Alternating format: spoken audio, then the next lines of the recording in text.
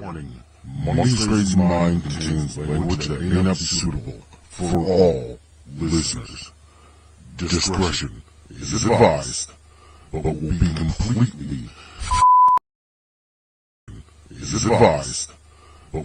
completely ignored.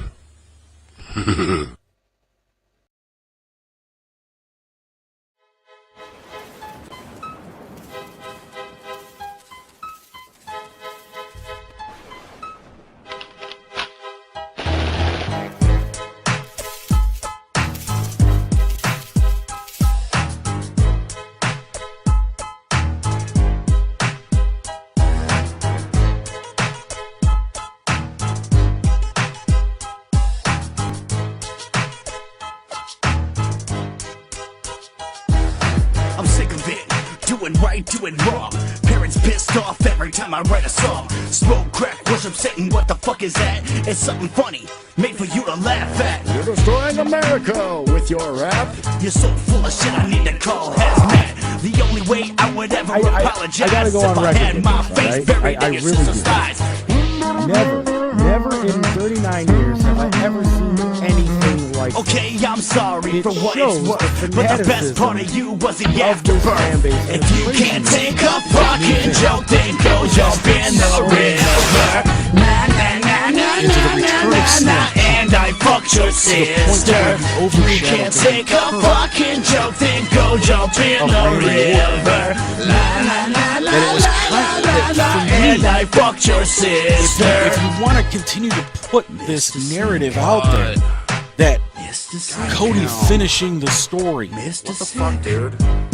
is yo, this he's talking big shit. daunting What the fuck task, is this? Hey, and this Cody fucking has shit. all these Run mountains your to mouth. climb and This all is these what you're brass gonna rings get. to Screwdriver climb. jam in your And of course, we gotta fucking thank our eye. official music Think sponsor, I'm coming Psych by. Ward, Tell your for the sister, continued I'll be use over by of 10 with my dick in funny the mouth and my balls on her chin. She's bobbing her head to this fucking beat.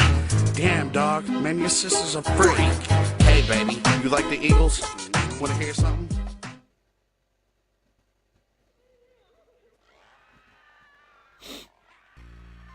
Oh, you guys hear it? The Psych Ward is playing. It's a little quiet, so let's turn it up a little bit. But you guys hear it? That means Spooktacular Night 2 is on the horizon.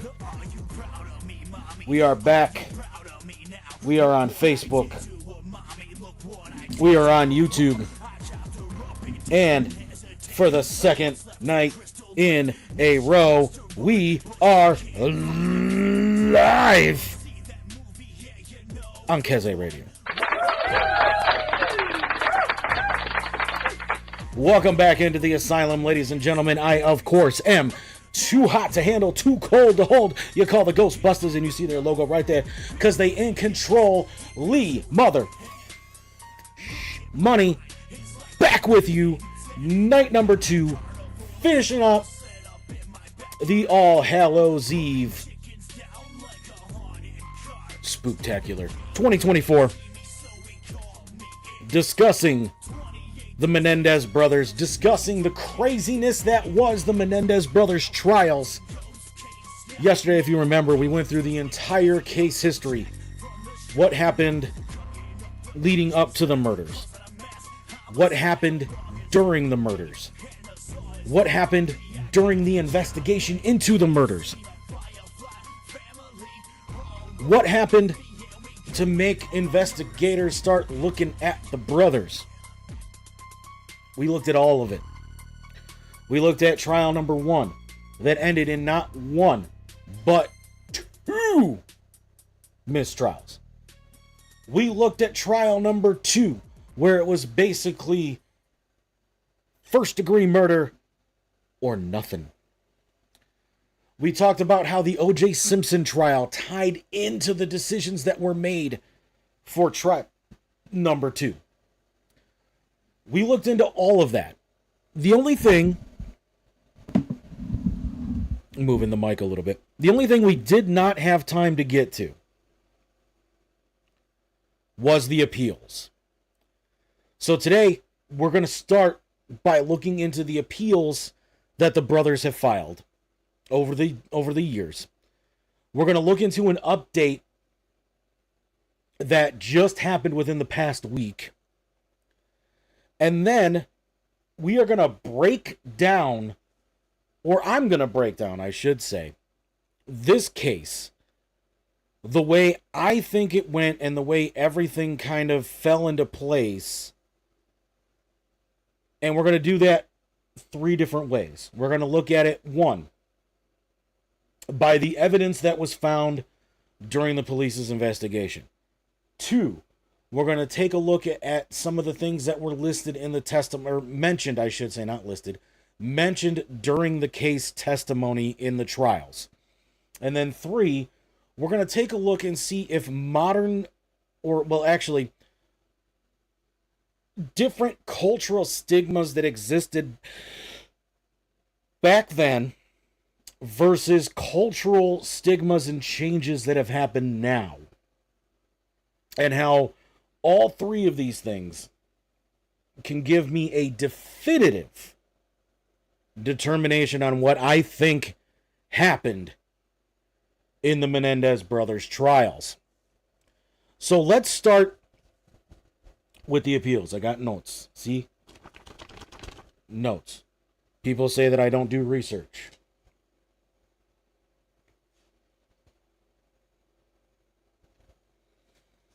And then I have all the research from yesterday's episode, too. But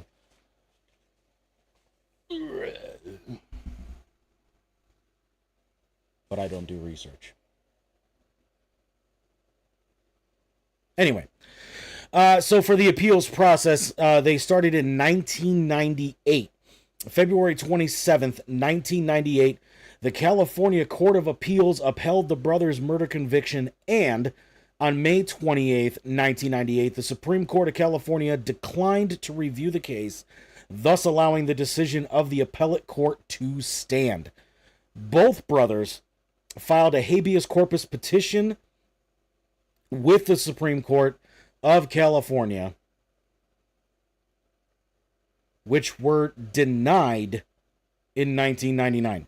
Having exhausted the appeal remedies in state court, they filed the appropriate and separate habeas corpus petitions in the United States District Court. On March 4th, 2003, a magistrate judge recommended the denial of the petitions.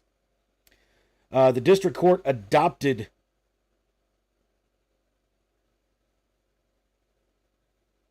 the recommendation. The brothers then decided to appeal to the United States Court of Appeals for the Ninth Circuit, and on September 7th, 2005, a 3-judge panel denied both their habeas corpus petitions. In May of 2023, the brothers requested a new hearing based on an allegation that their father had raped former Menudo member Roy Rossellio, who at the time was signed under RCA Records.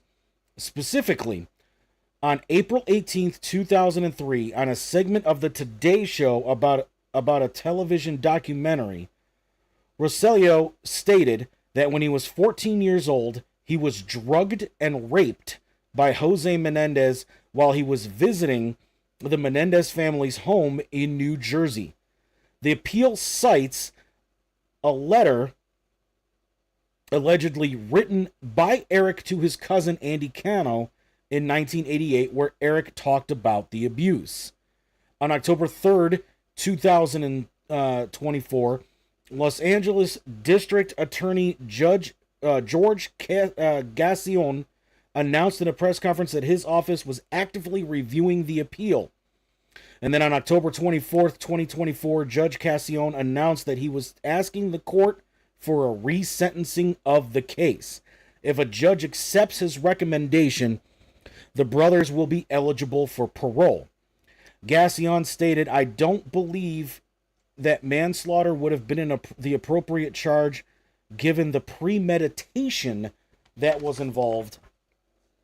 And I do believe that the brothers were subjected to a tremendous amount of dysfunction in the home and molestation. Gassion's recommendation considered the length of time the brothers had already served and their behavior while in prison.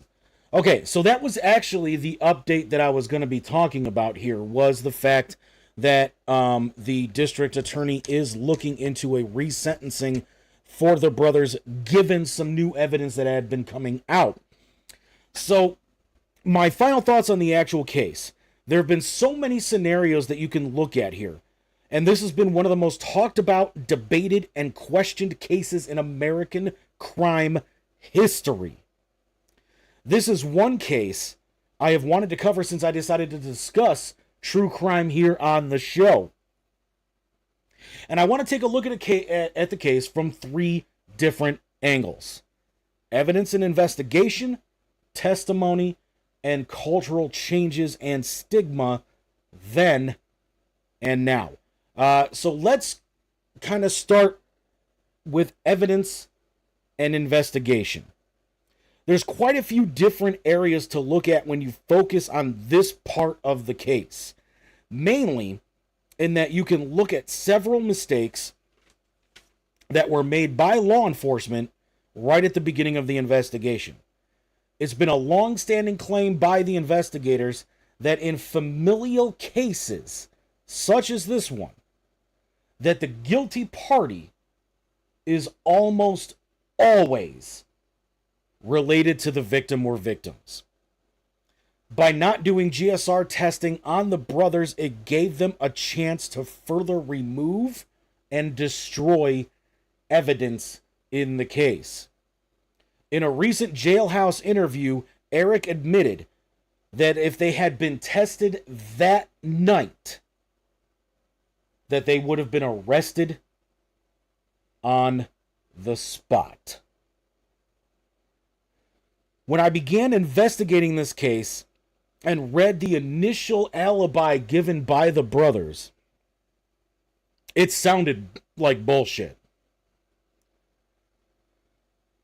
When the admittance came out that the brothers lied about the mafia influence and that they were actually the perpetrators involved in the crime, it made the initial alibi that much weaker. So here's kind of where I came to that particular conclusion when it came to the brothers' alibis. When you initially hear it, they weren't home. They had just returned home. They found their parents brutally butchered, all of that. Okay, cool, great, whatever.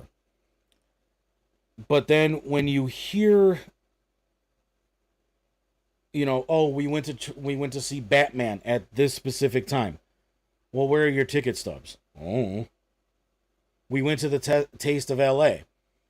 Okay, do you have any kind of, proof that you were at that particular festival? Oh. And yeah, I mean, there are definitely things that you can look at here and say, okay, maybe it is possible. They went to Batman, they threw the ticket stubs away. I can't tell you how many times I've thrown ticket stubs away to movies. Unless it's a movie that I'm like deeply invested in, like anything Ghostbusters, or, maybe even Batman or, anything like that. 9 times out of 10, I'm going to throw the ticket stub away. What do you need the ticket stub for? But then nowadays as well, you can just go back through here. Like if you purchase your tickets online, you can go on your phone, go into the app, or even to your email, and here's the receipt. Here's the showtime. Here's everything. And obviously back in 1989, you couldn't do that. So it's either you had the ticket stub or some level of receipt, or you had nothing. So that's kind of where I was leaning towards with that part of the evidence.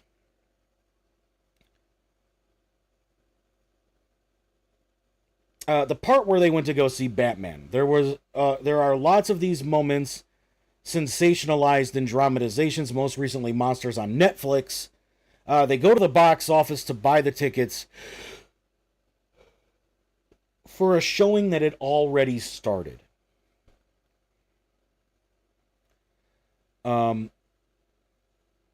try to help establish the timeline of the alibi. And then when the lady at the box office keeps saying, we can't do that. Once the film is started, we're not allowed to sell tickets, which is kind of the policy of every station movie theater out there. That was not the sound I was looking for.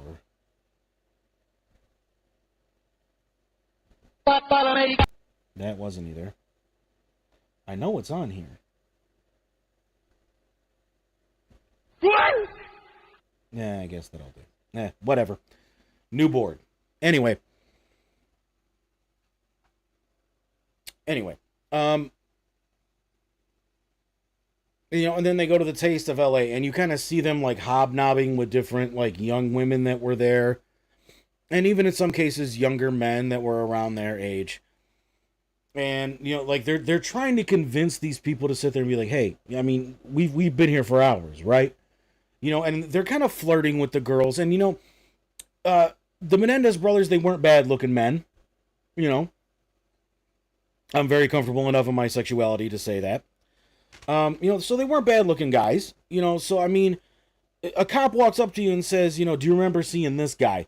They're probably going to sit there, oh yeah, I saw them at the Taste of LA. Okay, were they there for a while? Let's say these girls had a little bit too much to drink. They're probably just going to remember the face, and they're going to sit there and be like, oh yeah, they were here, because you're not going to remember anything, and they're not going to want to admit that they got fucking plastered at the thing. Or they may even and just be like, I don't know, I was drunk, man. I don't know how long they were there. I just remember that face. And that's why eyewitness statements can be wishy-washy at times. The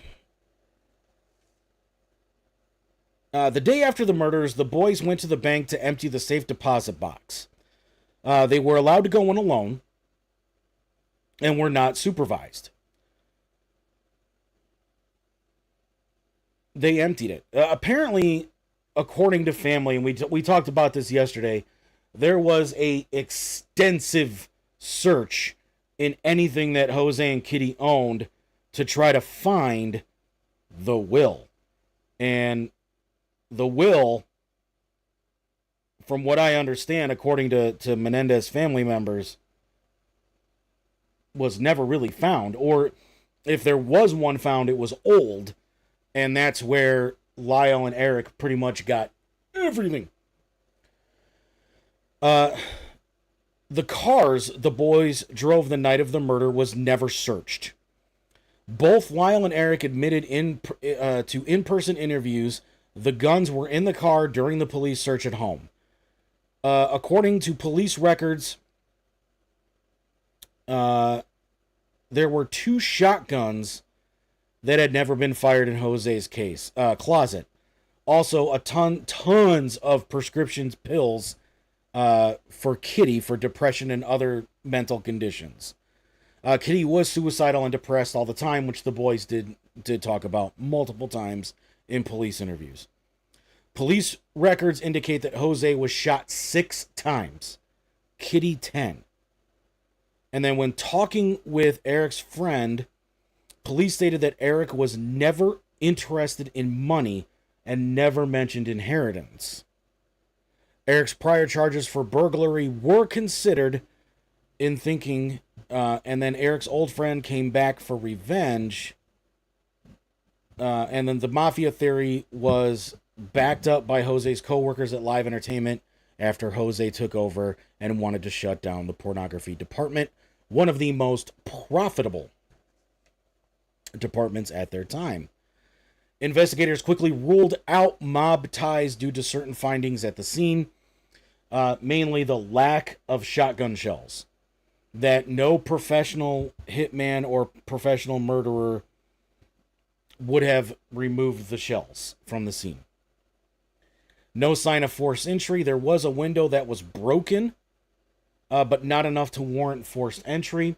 And they also talked about the fact that when the boys were giving their statement to the police when they walked into the house, they could smell the gun smoke and that the room was still filled with smoke. If there had been forced entry and a window broken or anything like that, that smoke could have filtered out, and then the smell would have also filtered out.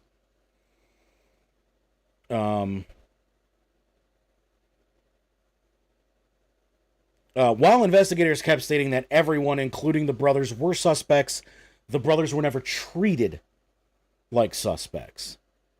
The spending spree was a large part of making them prime suspects, while the family did tell investigators multiple times during multiple points of the investigation that the spending was nothing new. And it was Jose's live entertainment company card that a lot of the spending was actually done on.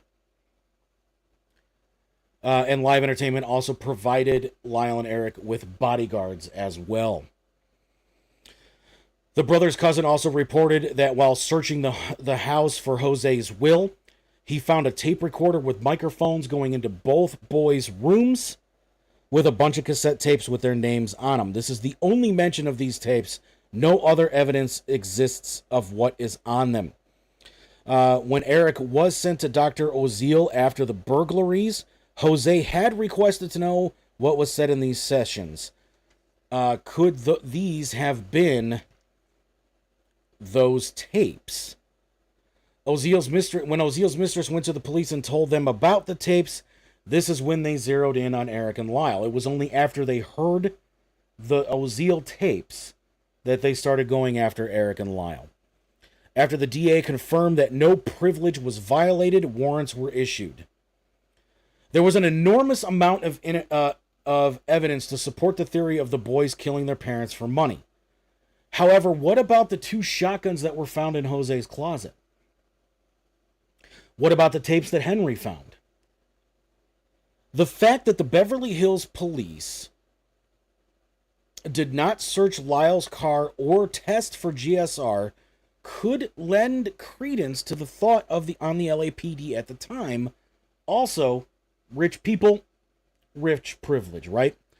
So based on the evidence that we have here and based on the investigation that happened afterwards, when you have all these people that are coming out and saying, the boys killed their parents and that they admitted that they killed their parents. At no time whatsoever did any mention of money or inheritance or a will come up in any of the people that investigators spoke to. Not even family members. So family members did talk about a will, yes, and mainly only after they were asked about it by investigators. But it wasn't so much the fact that the boys wanted the will so bad or that the boys, were really interested in what the will said. It was never anything about Eric and Lyle want the will. It was just that the family was looking for the will to see what it said. To see what, if anything, Eric and Lyle were inheriting from Jose and Kitty. That is the only mention of a will that ever came up in any part of the investigation.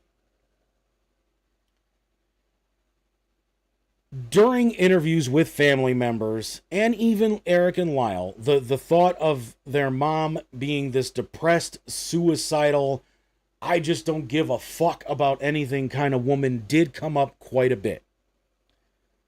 And the boys did mention that there were several times when they had to talk their mom off the ledge of suicide.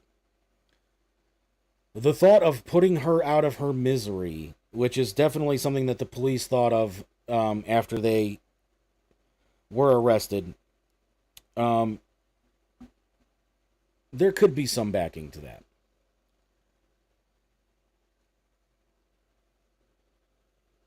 But the thought keeps coming into my head when we look at everything that was said during the investigation last night, and kind of this brief little retelling of some of the evidence that we talked about here.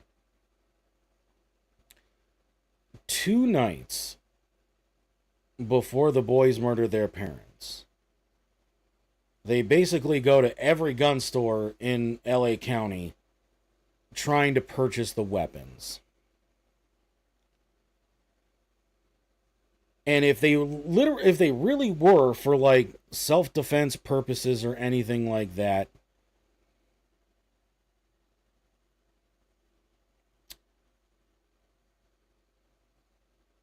why use a friend's stolen ID? And think about this. It wasn't even Eric's friend whose ID they were using. It was Lyle's. And Lyle stole it from him in Princeton. That he did tell investigators during police interviews. Not Lyle, but the friend. That his ID went missing when he was in Princeton, and it wasn't very long before Lyle came home around the time of the murders that it went missing. So Lyle steals the ID. But Eric is the one to go into the gun store to use the ID. Not only does that show a level of premeditation, but it also kind of shows the fact that this was a shared premeditation by both brothers. To lend even further evidence towards the premeditation,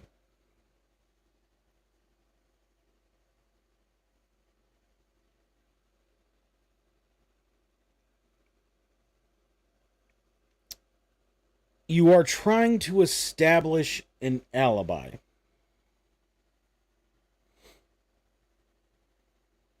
I will say that it was a very sloppily done way of trying to establish an alibi, because if it was always the plan to murder them on the 20th,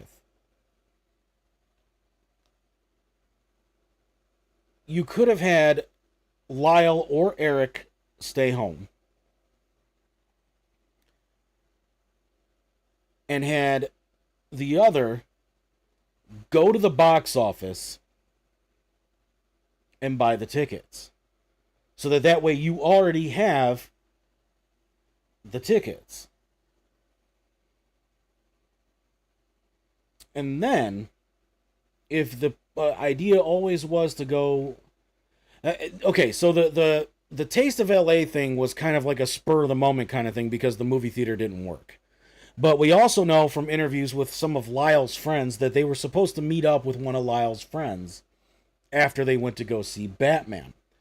That friend all of a sudden just wasn't answering his phone, so on and so forth. So they then had to be like, okay, what are we going to do? We were supposed to meet so-and-so here, but he didn't answer his phone. So we're going to end up going to the Taste of LA. So it kind of was like a, fuck, our alibi is falling apart, what are we going to do kind of situation. So that does kind of lead credence to maybe it wasn't as premeditated as the police were trying to make it out to be, to where like something definitely happened on that day and they're like, all right, we're going to have to take care of this now. Now what do we do?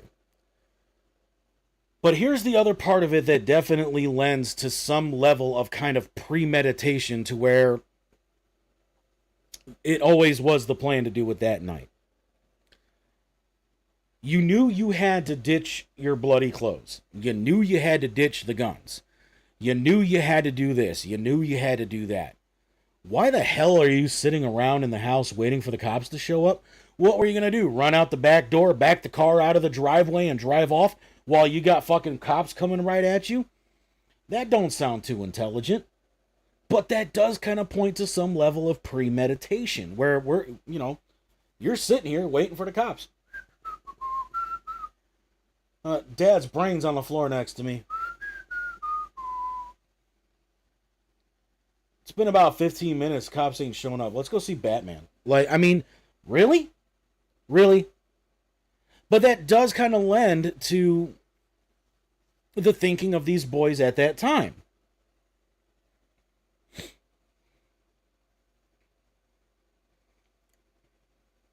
And then you have the Dr. Oziel angle on all of this, where I definitely think, Eric definitely was having some kind of guilty thoughts about what happened.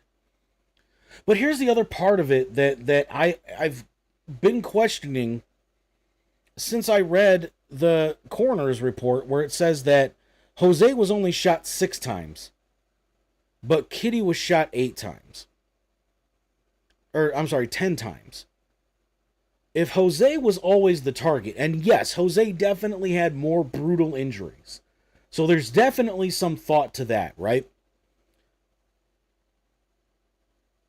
But yet, Kitty was shot 10 times, and obviously she didn't die as quick as Jose did, because they even said that. She was crawling, gasping for help, screaming for help, and Lyle goes back and again. So there's some credence to think that Jose still was the primary target. But if you look at just the amount of shells that were put into Kitty's back and face and, everywhere else that she got shot, it would almost seem like Kitty was the prime target. Now, while the abuse allegations may have never come out from the boys until the testimony, and we'll get to that in a second, the family definitely had a lot to say about the way that Jose and Kitty treated those kids during interviews. That Jose was an asshole. And that Kitty that's just Jose. That's just how he is. I cannot stop him. And that definitely lends to a lot of the things that the boys said about the way that they grew up. But then not only that, but I mean, you don't have Kitty, you don't just have Kitty's family sitting here saying these things about Jose. You have Jose's family saying these things about Jose. And this is long before the boys were even arrested. And if they had not gone on the $700,000 spending spree that they went on after mom and dad died, the mafia angle probably would have stuck.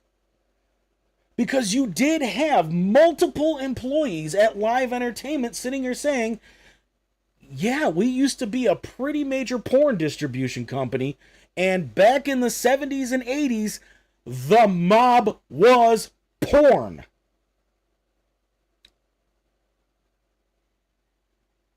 That theory probably could have stuck if those boys would have kept their hands off that money. And again, that isn't even inheritance from the will. That is just from estates that the Menendez family had stakes in, that the family members, not Lyle and Eric, the other family members were able to sit there and say, here you go, boys, use this to live off of. Young, dumb, rich kids who are used to having a certain level of privilege because of the way they grew up, and are definitely trying to maintain the lifestyle that they have pretty much always lived, but I think also giving themselves some things that they were never allowed to have because of how much of an asshole and how domineering their father was. Oh, Dad's not here? Bring that Porsche over here. Dad's not here? Slap me them Rolexes. Dad's not here? Let's go to the Caribbean and see if we can find Jack Sparrow. And I know that Jack Sparrow did not exist back in 1990, but I'm just saying, right? They were acting like rich spoiled teenage kids who just got an unlimited bank account. What would you have done?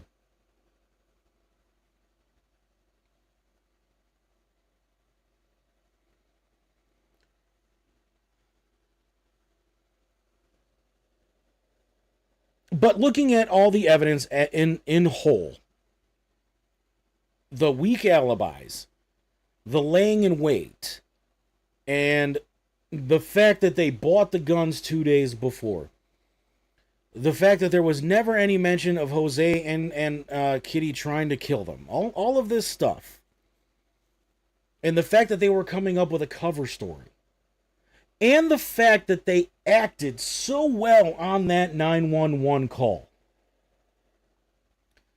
Looking at it solely from the evidence and the investigation, the things that we had the friends talk about, the fact that there was a movie named Friends that Eric wrote where a boy kills his parents for inheritance, the fact that within weeks they spent $700,000. Given all the evidence that we have, and yes, even the evidence including that Jose and Kitty were dicks and horrible parents, I still have to say that this was a premeditated, thought-out plan to kill their parents. Maybe not necessarily for money, because like the entire family said, these boys never thought for money, never wanted for anything. But maybe definitely because they were tired of living in mom and dad's shadow. And maybe even, yes, because Jose was an asshole and treated them like shit. So then we move on to what was being testified at in court. Both brothers did share emotional, heart-wrenching stories of abuse at the hands of Jose. Lyle until he was 8, Eric until he was an adult. Family members also testified that Jose was a tyrant, mean, and not very well thought of. Lyle, at one point, also testified that he explained in detail to a cousin about the abuse. That cousin actually did come forward and talked not only to the defense, but also talked to the investigators as well after Lyle made that confession. Oziel's mistress also testified that due to her treatment by Oziel, she was testifying for the defense. And that woman was wackadoo to begin with, so I don't know how much of her I believe. Oziel came off like a true villain during his testimony, mainly for taping the boys under the lull of privilege and attempting to be their friends and just wanting to get everything that they were saying on record. But also for being unethical. The sex abuse charges against, he had the sex abuse charges against him from a former patient. For having a mistress for 2. And then on top of that, for breaking doctor-patient privilege. I keep saying client privilege because of Rich and Stupid, Rob Durst in his case. But for allowing Jose to allow him to break doctor-patient privilege by giving Jose all the notes of their conversations. And then on top of that, his billing practices, which he did admit to on the stand.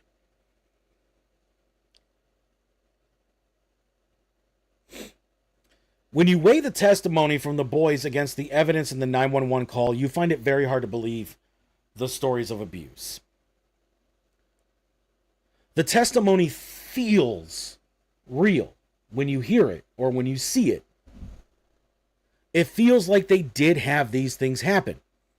When you add in what the family members also had to say about Jose, and you add in the stories about times when cousins and all that were staying with the boys, and Jose would be taking either Eric or Lyle into a bedroom and the cousin's sitting here saying, well, hey, I want to play too, and he says, no, go back to bed or I'm going to beat your ass, then there's definitely a way you can think about that and say that this abuse may be real.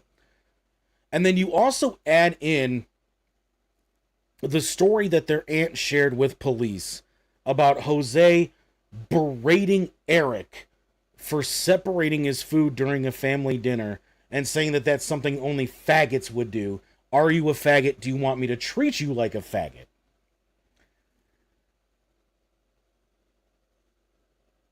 Yeah, you can definitely see that. You can definitely see that this testimony may be real. And at the time, you have to also think about it like this. The family did not know that the boys had confessed to murdering their parents yet. That revelation did not come out until they were about ready to go to trial. And then Leslie Abramson had them sit down with the family and say, we did it. We killed Jose, we killed Kitty, we killed mom and dad. But here's why. And it was after those boys met with an independent psychiatrist that was not on their father's payroll, that was not trying to intimidate them into confessing. And he literally got down to the crux of the situation and basically said, these boys are hiding something. I don't know what, but they are hiding something. Both of them are deathly afraid of coming out and saying something, but they are definitely hiding some kind of deep trauma. And I can tell you from personal experience, somebody who hid deep, damaging trauma for most of his life, the way that those boys were acting and the way that that psychiatrist was describing it when he was on the stand is most definitely the way that someone that has been abused most of their life responds. And I'm going to say this. I have never, ever been sexually assaulted by a family member or otherwise. But I did go through psychological, verbal, and physical abuse at the hands of my parents for most of my life.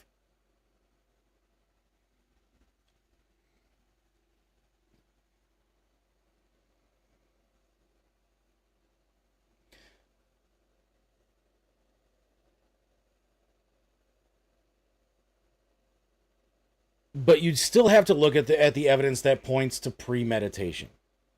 Buying the guns. Going to multiple stores trying to buy the guns. Using somebody else's ID to purchase the guns. Meaning that neither of those weapons were in a single Menendez's name. Purchasing ammo from different stores. Not wanting to wait the 2 weeks for handguns, buying shotguns instead, because you could take them right there with you. All that adds to premeditation. The brothers also testified that they were afraid of their parents, feared that they were going to kill them for wanting to expose the history of abuse, and the fact that they had started to expose the history of abuse. And that, yes, I can honestly sit there and say, as someone whose father beat the shit out of him for most of his life, you never, ever want to sit there and you never feel safe telling anybody, family or otherwise, what is happening to you. Because you know the second it gets back to the person that's doing it, the beating that you're going to take after that is 9 million times worse than anything you would have gotten if you hadn't told. Period. So when you look at it from both of those angles, an evidentiary angle and a testimony angle, you can kind of see why there would be a mistrial in the original trial. And there was actually a very interesting thing that happened in that original trial, in where the male jurors were the ones that were saying first degree murder, first degree murder, first degree murder, no gray area, no different possibilities of manslaughter, nothing. Whereas the female jurors, it didn't matter if they were older or younger, the female jurors were all manslaughter, manslaughter, manslaughter. Oh my God, their parents were horrible to them. Did you hear the stories they were telling? So there was a very big dynamic like that. And also, the jury in the Menendez case, which I thought was interesting, given all of the media and everything that was going on with the case, was not sequestered. So they could have potentially gone home, turned on the evening news, and seen everything that was being said about the trial and had zero punishment for it. So I found that very interesting, because then you turn right around, and the very next case that's being tried by LA County and in that area is O.J. Simpson. And the jurors, most definitely in the O.J. case, were sequestered.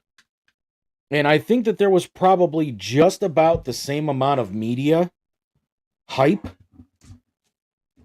with O.J.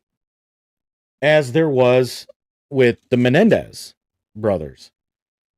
So just a completely different dynamic in those two trials. And we did talk yesterday about how the O.J. case tied into the Menendez case, because after the first Menendez trial, they did the O.J. trial, and then they went back and did Menendez Part 2. And there's a little bit that I want to talk about with the testimony in that one. Because we talked yesterday about how the judge did his damnedest to make sure that a lot of the things that caused the mistrial in the first trial were either greatly reduced in this one, or just not allowed at all in this one. By limiting the number of witnesses the defense was allowed to have, by limiting the talks of abuse by the defense, by not allowing evidence in that was allowed in the first case, limited the defense, by allowing evidence that wasn't allowed in the first case, definitely limited the defense. And if there ever was, you know, and the craziest thing about that whole thing is, and here's why I say that I've never seen this before, right? Another case where a lot of crazy, what the heck shenanigans were going on was the West Memphis 3 case. And it was really hard to try to figure out just what was going on in that case. Where the evidence that existed to say that the 3 people that they felt were responsible for the crime was next to nothing. And then everything else was like circumstantial evidence. If you don't understand circumstantial evidence is evidence that doesn't directly point to the defendants. It is evidence that, because the circumstances of the crime say that this could have happened, or that this could be, a cause, then we're going to say that it's evidence that that happened. I am not the world's biggest fan of circumstantial evidence, because circumstantial evidence could very easily and very quickly turn into fruit of the poisonous tree. And fruit of the poisonous tree is evidence or testimony or anything like that that you are not allowed to use after certain things. Like if certain things happen, like let's say, for example, the detective on the case beat the shit out of one of the witnesses or one of the suspects to coerce a confession. If it comes out and it's discovered that detective beat the shit out of that suspect, then it becomes fruit of the poisonous tree, because that evidence was obtained under false pretenses. So a lot of circumstantial evidence could become fruit of the poisonous tree because of that. And I think that a lot of the stuff that they had, especially when it came to the boys killing their parents for money, definitely falls under the realm of circumstantial evidence, because there was no evidence to support it, which is why the judge originally said we have to remove that as special circumstances in the original trial, because there's no evidence that this was murder for money, or that they were murdering them to get money. Financial gain could not be proven as a motive as to why the Menendez brothers killed their parents. So then for the fact that for the second trial, the same judge flips it and then says, that's going to be our main crux. That's going to be our main argument for the prosecution. I'm kind of sitting there going, hold on, time out. What's going on here? What happened to, we can't prove that. And I will say this, that in between the two trials, Lyle Menendez did nothing to help his case, and makes himself, maybe not necessarily Eric, but Lyle does a lot in between these two trials to make himself sound guilty as fuck, and makes it really hard for anyone, especially me, who likes to give people benefit of the doubt, especially in cases like this, that I can't, it's really hard for me to sit there and be like, bro, like, yeah, I see it. I see the abuse. I see what you're talking about. Me being an abuse survivor, for a minute there, I'm sitting there, I'm like, dude, I just want to hug you because I know what you're going through. I don't know about the sexual part of it, but everything else, it's like, yeah, my dad told me that I should not join the Boy Scouts because you have to tie too many knots. And then I had other people in my family that tell me, oh, don't become a podcaster. You honestly think you can make money off of podcasting?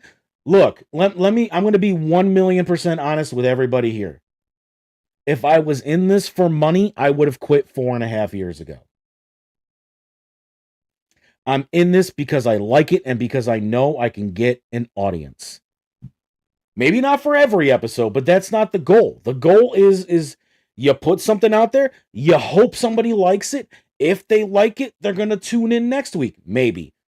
But if you know what your bread and butter ends up being, and I know we're kind of, here a little bit, but I just wanted to say that. But again, it's like I feel with what they were saying that they were going through. They had a shitty father, they had a shitty mother, and I can attest to at least 50% of that. So for the longest time, after I started investigating this a little bit, because for most of my life, I'm sitting there and I'm just like, they lied about being abused by their parents. They killed their parents because they wanted money. Why? Because that's the narrative that has been shoved down our throats since 95 after that second trial. So now that I'm a true crime junkie, I go back and I look at everything. And that's why I had all those pages of stuff. And I looked into it.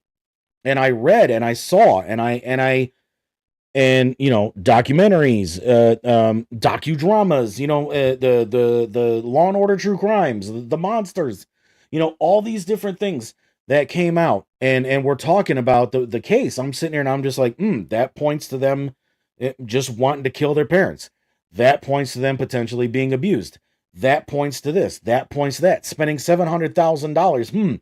Definitely seems like you wanted to kill them for money.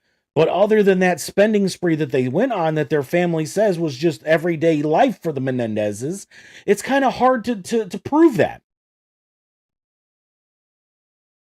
And then the documentary comes out, Menendez and Menudo, where that member of Menudo came out and said that he was drugged and sexually assaulted by Jose Menendez, telling very similar stories to what Eric and Lyle were testifying to in court.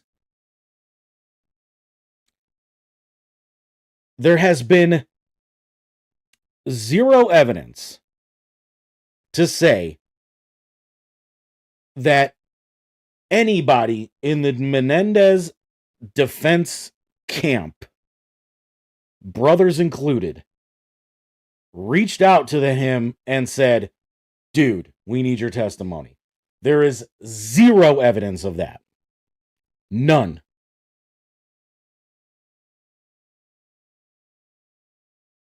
So we're running out of time here.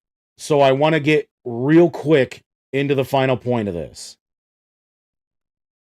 Next week, when we get back to being into our every other week scenario. So next week, I'm going to do a show. And if you guys have any questions or want any clarification on anything that I'm talking about here tonight, send a direct message to the Money's Crazy Mind or Kezi Production pages on Facebook. I will copy your questions down and we will answer them next week. I promise. Okay? We kind of touched on it a little bit, where the men said capital murder, women said manslaughter. A lot of that is because back in the late 80s, early 90s, there was a gigantic stigma that boys, men, could not be victims of sexual assault. Because there's always the possibility, there was always the thought out there that a man could overpower their abusers and could potentially stop it. So seeing as how men were willing to adopt that theory, but the women were not. It was a very motherly instinct. Oh my God, these poor boys, they were treated like crap. I could see definitely why they'd want to put bullets in their parents' heads because of the way that they were treated. Whereas the men were just like, fuck that, they're men. And even the prosecutor in the second case questioned Eric as to why he was 18 years old, he had a car, he had money, why didn't he just leave? I can answer that question. Because even though he was 18 years old, we know Jose had to have his hands in everything that Eric and Lyle did. Lyle was only allowed to work for the companies that Jose worked in. He was only allowed to work in the family business. Lyle wanted to start chicken wing stands and take them nationwide and everything like that because everybody loves chicken wings. Eric wanted to be a tennis player, but that's what his father wanted for him. So, of course, anything involving tennis, Dad was going to fork out the money for. But him sitting there saying, Dad, I'm tired of you sticking your dick in my ass and I'm going to move out, that was never going to happen. It was never going to happen. And the other members of the family even attested to that. But then, over the years, that stigma slowly started to change. So seeing as how the stigma against men and sexual abuse being victims of sexual abuse has changed over the years, it's no surprise to me or to anybody that the thought processes into the fact that these boys could have definitely been sexually assaulted by their father, and mom just sitting there going, ain't that far-fetched anymore. And that's not a bad thing. That's a very good thing. I'm saying that right now. But as to what my final thought onto whether or not this was murder or manipulation, there's a lot of evidence that definitely leans toward murder. Do I think that they were in imminent danger from their parents? Yes. Do I think that there is at least a reasonable doubt that this could have been self-defense? Yes. Do I feel that this is a better case for manslaughter than murder? No. And here's why. They were going for maximum carnage, and they wanted to make sure that their parents were dead. And they definitely were able to do that because we see it. 10 shots to Kitty, 6 to Jose. Jose barely had a face.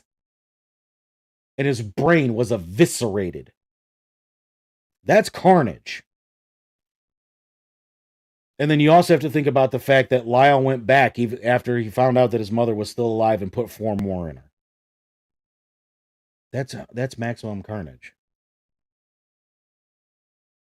Do I agree in the abuse allegations? 50-50. The sexual abuse is where I have a hard time believing it. I know I've listened to victims' testimony. I've listened to victims' interviews. I've listened to all of it. They sound like victims. But at the same time, as we talked about yesterday, they're very good at acting. Do I think that their parents were assholes and treated them like shit and most definitely verbally abused them and probably did physically abuse them, as we heard from stories from family members? 100%. It's the sexual abuse that I have a hard time believing, and it's only because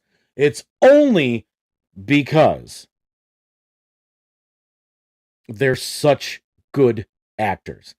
And Leslie Abramson, their attorney, has a history of cases where the victims, or they're not even victims, well, they may be. It's very hard to put a on this, right?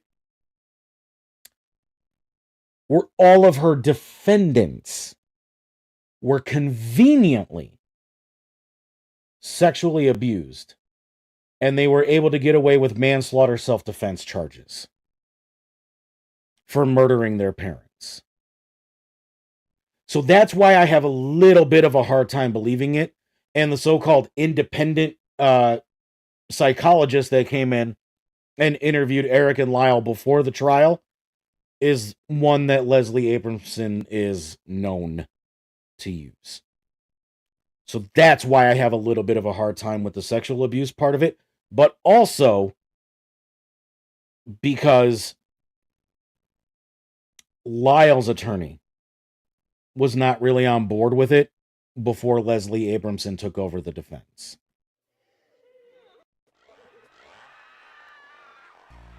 Psych Ward's telling me it's time to get out of here.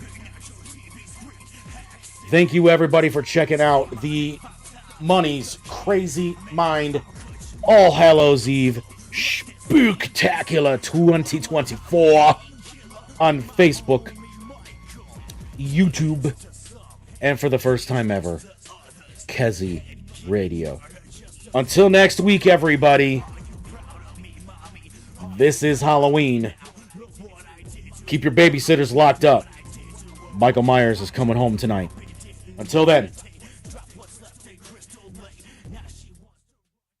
have a good one.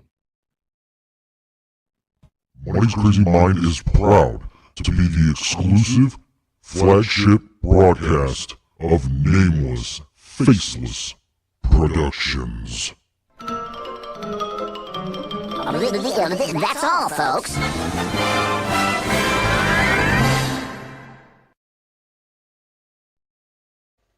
Warning. Money's Crazy Mind contains language that may not be suitable for all listeners. Discretion is advised, but will be completely ignored.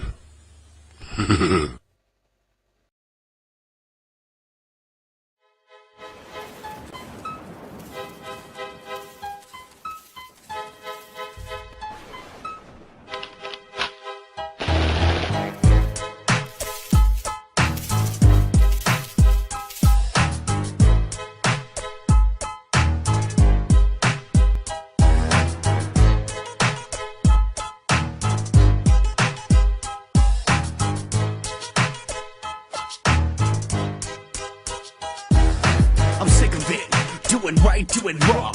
Parents pissed off every time I write a song. Smoke, crack, worship Satan, what the fuck is that? It's something funny, made for you to laugh at. You're destroying America with your rap. You're so full of shit, I need to call hazmat. The only way I would ever apologize I gotta go if on I record had with my this, face alright? buried I in your really sister's do. thighs.